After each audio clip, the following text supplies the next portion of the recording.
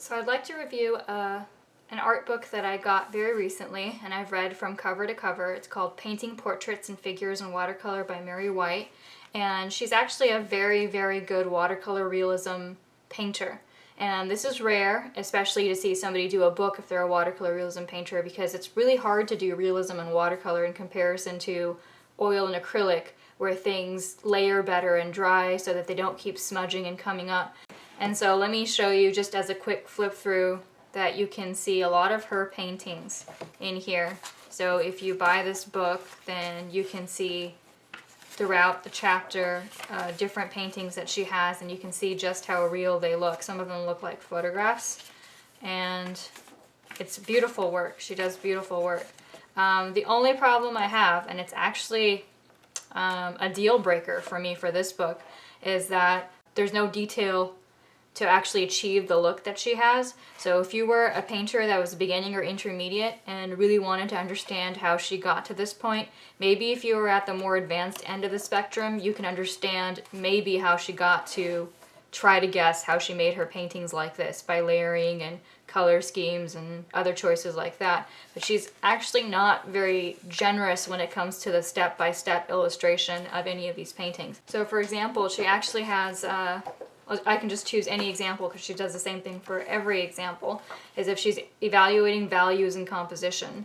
She'll say, well, this has light and dark values, and there will be a much simpler picture on this side and then an extremely detailed painting on this side, and not very many other detailed examples. And you might say that's okay because you're trying to learn about value, but when she shows you a step-by-step demonstration, you're expecting a lot more from her, and it doesn't happen because she'll show you sometimes a photo reference, oftentimes that's not there, and then she'll go with maybe 2 or 3 steps. And we've seen watercolor books where there are many more steps than this, and they're printed out much larger for far less detailed paintings than the paintings that she's doing. So this gives almost no information at all about how to paint the figure. The figure isn't there, and then all of a sudden the figure appears. So I don't think somebody who is wanting to paint this is going to understand that if they are a beginning watercolorist or maybe even an intermediate watercolorist. On the other hand, also, this is very detailed, much more detailed. This is very detailed, much more detailed than this demonstration. And I think if somebody wants to draw and paint like her, if they've gone and seen an exhibition of her work, they're going to be expecting to learn how to paint something like this from this book and not something like this. And let me go to another demonstration.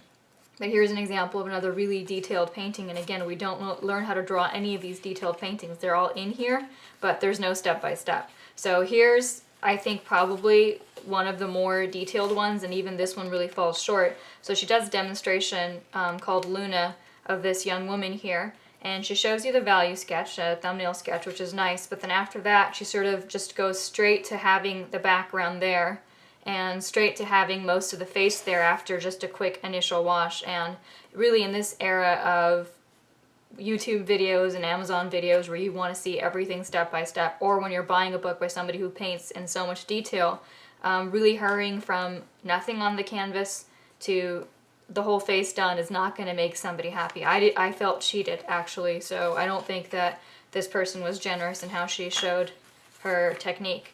And a lot of the stuff that she says is useful, but a lot of people have said this with many more examples and much better. And when it comes to her style and her technique, she's not sharing any demonstrations. In fact, if she replaced this whole book with just one really detailed step-by-step demonstration, even if it took something like 15 pages, I think her readership would be a lot happier with her, because if she'd shown something like this step by step all the way through, then it would have been far more valuable than her showing finished paintings and other little examples without any details whatsoever. And this happens throughout the entire book. So one more example.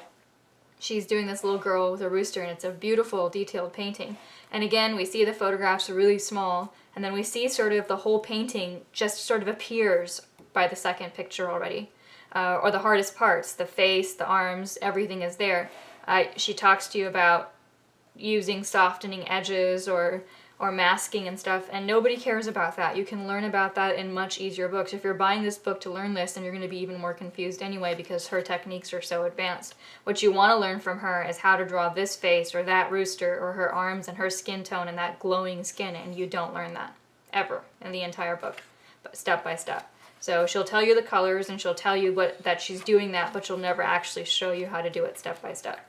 So it's actually more a compilation of her beautiful work, but absolutely no generous instruction when it comes to step-by-step illustration. So I would not recommend this book at all unless you want to have it as a coffee table book. It should just be called Portraits and Figures in Watercolor and not Painting Portraits and Figures in Watercolor, because unfortunately I don't think she shows enough steps to achieve her sort of end result, which is, I think, if somebody buys this book knowing her, that's what they want to learn. And that's my review of Painting Portraits and Figures in Watercolor by Mary Whyte.